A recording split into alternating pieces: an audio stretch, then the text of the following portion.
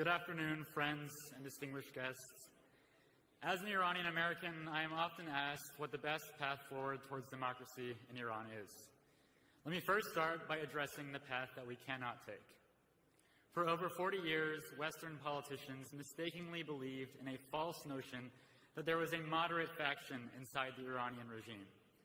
And blinded by the futile game of negotiations and nuclear deals, pro-appeasement administrations failed to support nationwide uprisings from 1999 to 2009 to 2017. But after the latest uprisings in 2022, the world finally recognized that the concept of reforming a murderous regime such as the Ayatollahs is and always was a myth. However, a new and equally sinister faction, led by the son of a deposed Shah, has emerged from the failed reform movement to co-opt the Iranian people's democratic aspirations. Many of us knew from day one that the son of the Shah and his posse of former Savak torturers, ex-reformists, and regime puppets represent nothing more than another feeble attempt to distract the international community and blow out the flames of regime change in Iran.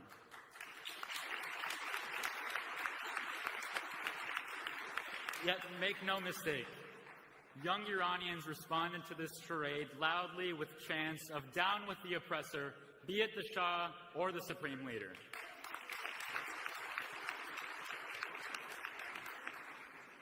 Now, with that said, I'm not here to relitigate the past or lament the efforts of the regime and its cronies to undermine our resistance.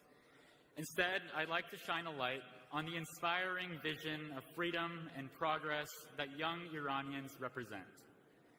In order for regime change to be successful, there must be a capable alternative to lead it.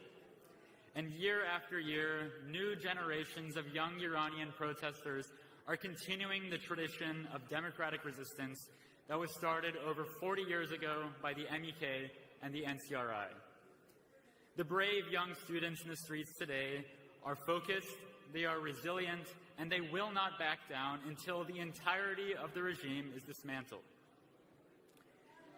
Millions of Iranians inside and outside the country are inspired by the MEK because of its half-century of resistance against not one, but two separate dictators that have been determined to exterminate them to no avail. Indeed, as Secretary Pompeo remarked earlier, while some were focused on reforming the regime, the NCRI declared as early as 1979 that its mission was to overthrow the regime and establish a democratic republic. This consistency must not be taken for granted.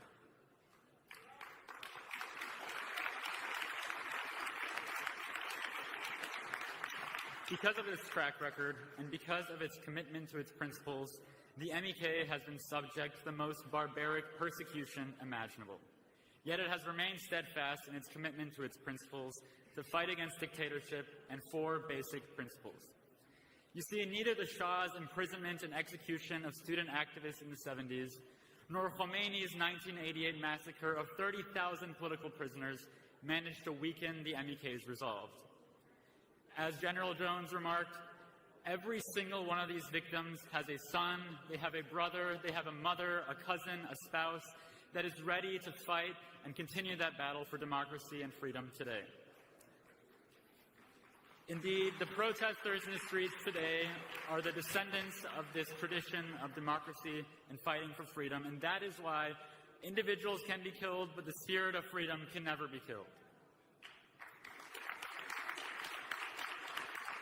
Now, the key to the Iranian resistance to survival lies in its passion for freedom, which binds together across multiple generations in a common struggle. It is that passion and the knowledge of an established resistance that inspires Iranians as young as 18 years old to pour out into the streets, to risk their lives, to say no to this regime.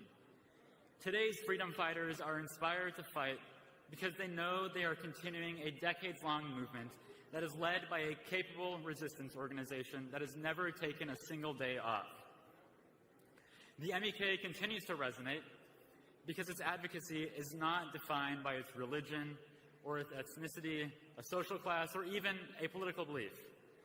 Instead, its advocacy is defined by basic principles like democratic governance, like gender equality, economic freedom, and the separation of church and state. These are universal values that bind Iranians together across generations and across social backgrounds. In contrast to the barbaric regime of the Shah and of the mullahs, the MEK offers a forward-looking, inspiring vision that is based on secularism and democracy, and which respects human rights and, most importantly, empowers its youth because it knows that those are the people who are going to determine the future of the country.